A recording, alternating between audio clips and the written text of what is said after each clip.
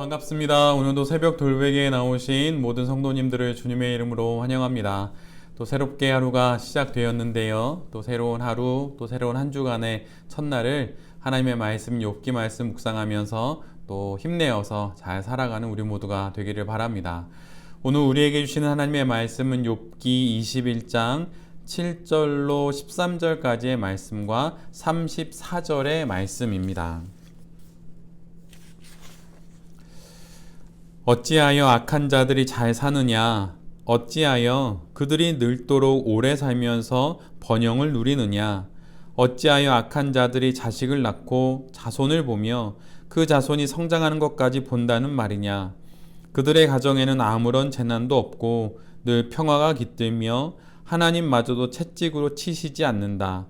그들의 수소는 틀림없이 새끼를 베게 하며 암소는 새끼를 벨 때마다 잘도 낳는다. 어린 자식들은 바깥에다가 풀어놓으면 양떼처럼 뛰논다. 소구와 검은고에 맞춰서 목청을 돋우며 피리 소리에 어울려서 흥겨워하는구나.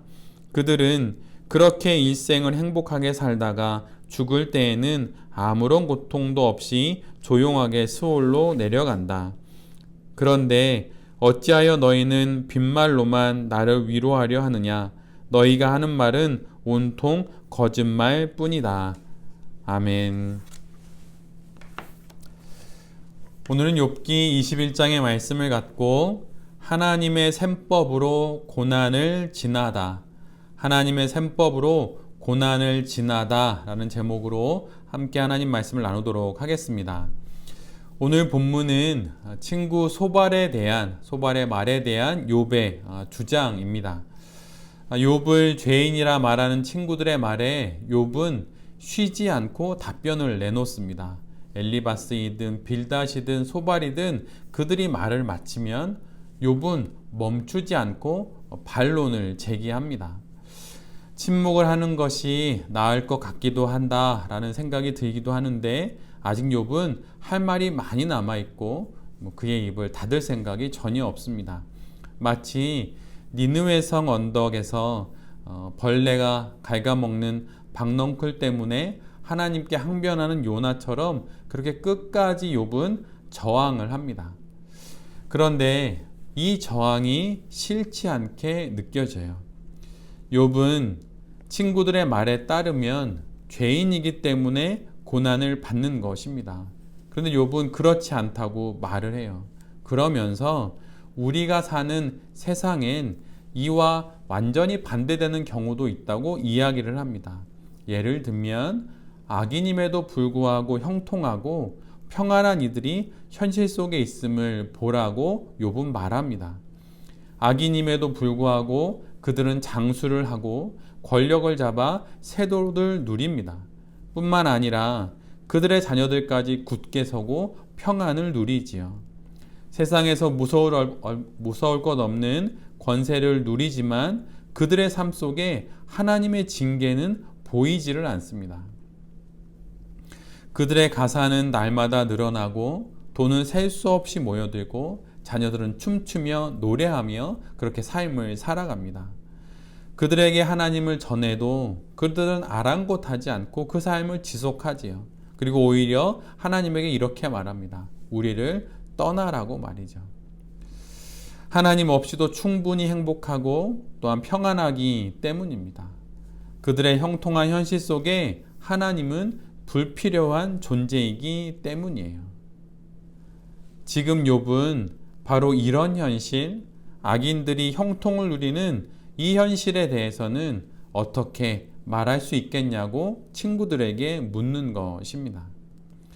욥은 친구들의 말처럼 지금 고통을 당하고 있는 자신의 현실이 자신의 악함을 증명하는 것이라고 한다면 모든 이들이 아는 악인이 누리는 그 형통은 어떻게 설명할 수 있겠냐고 반문하는 것이지요. 그러면서 욥은 지금 눈에 보이는, 사람의 눈에 보이는 그런 현상과 현실만으로 하나님의 뜻을 판단하고 또한 의인과 죄인을 결정 지을 수는 없다는 것을 친구들에게 말하는 것입니다. 눈에 보이는 현실이 그 이면에 있는 진실을 모두 반영하는 것은 아니라는 것을 알아야 한다고 욥이 친구들에게 말하고 있는 것이에요. 그가 누가 되었든 어떤 한 인간이 모든 것을 다 설명할 수는 없습니다. 그러기에 참된 지혜는 모르는 것은 모르는 것으로 남겨두는 것이죠. 모든 것을 다 설명할 수 있다 말하고 어떤 말이든 무조건 내뱉어서 모든 것을 설명할 수 있는 것이 지혜가 아닙니다. 인간에게 있어 참된 지혜는 모르는 것은 모르는 것으로 남겨두는 것이에요. 욥의 친구들은 지금 알지 못하는 것을 어떻게든 설명하려 들다가 오히려 지혜로부터 더 멀리 떨어져 나가고 있는 것이지요. 친구들은 현재 고난을 당하는 욥의 현실을 무리하게 해석하려다가 결국은 과거의 욥의 그 부함조차도 현실의 고난을 설명하는 불이한 제물로 끼워 맞춥니다. 현재를 설명하기 위해 모든 것을 갖다 맞추는 것이죠. 사실 과거에는 욥의 부함이 그의 의로움이라고 욥의 모든 친구들이 말을 했습니다.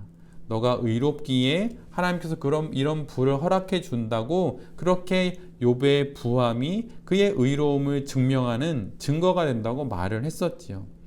그런데 현재 그가 고통을 겪게 되자 그들이 그렇게 말했던 그의 욥의 의로움의 증거가 되었던 과거의 그 부는 그의 숨어있는 악을 짐작케 하는 증거물이 되어 버리는 것입니다. 코에 걸면 코걸이, 귀에 걸면 귀걸이가 되는 격이지요. 욥은 이에 대해서 계속 의문을 제기합니다.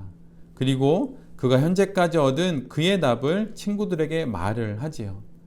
현실 속에 부한 자도 있고 가난한 자도 있다. 그러나 그 눈에 보이는 현실이 그의 의인됨이나 그의 악인됨을 증명하는 것은 아니다 라고 말이죠. 부함도 가난도 그의 의인됨과 또 그의 악인됨을 증명할 수 없습니다. 부가 그의 의인됨을 증명할 수 없듯이 가난이 그의 악인됨을 증명할 수도 없는 것이에요. 사람들은 눈에 보이는 것으로 모든 것을 확인하려 들지만 하나님은 아닙니다. 이것이 바로 인간의 한계이고 이것이 바로 하나님과 우리의 차이인 것이죠. 하나님의 셈법은 우리와 다릅니다. 충성되면 복을 받고 악하면 벌을 받는 정도가 아닌 그 이상의 지점에서 그 위에서 하나님은 세상을 판단하시고 세상을 경륜하시며 또한 이끌고 계신 것이에요. 그러기에 이 하나님의 셈법 앞에서 모든 인간은 겸손히 하루하루를 살아가야 하는 것입니다. 우리 역시 마찬가지지요.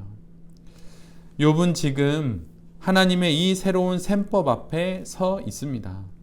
이제껏 만나보지 못했던, 경험해보지 못했던 하나님을 고난을 통해 만나고 있고 그 고난 속에서 하나님의 크신 현실을 뛰어넘는 하나님의 셈법을 배워가고 있는 것이에요.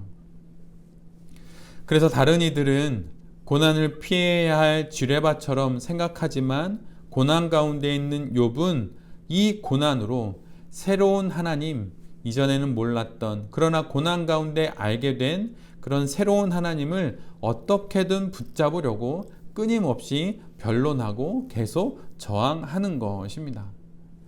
욥은 자신이 지금까지 가졌던 신앙의 기존의 틀이 고난 가운데 완전히 깨어지는 것을 경험하게 돼요.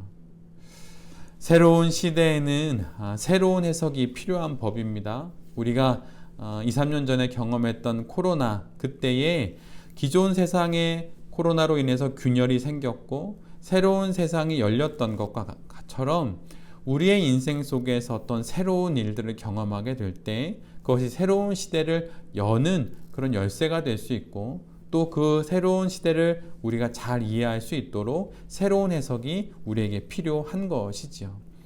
바로 이 새로운 해석의 틀을, 방법을 찾으려고 고군분투하는 것이 바로 고난 속에 있는 욥의 모습입니다.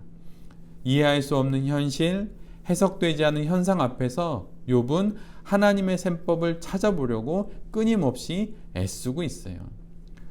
우리 역시 마찬가지입니다.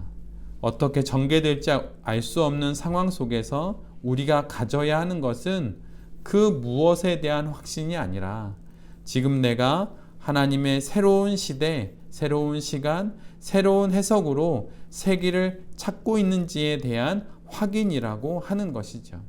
그리고 나의 모든 해석의 중심에 내가 아니라, 그 누가 아니라 하나님을 놓고 있는지, 그것을 우리 모두가 잘 살펴봐야 할 것입니다. 신앙은 원인과 결과에 관한 인과 관계를 믿는 것이 아닙니다. 그것이 아니라 하나님과 나 사이의 인격 관계를 믿는 것이에요.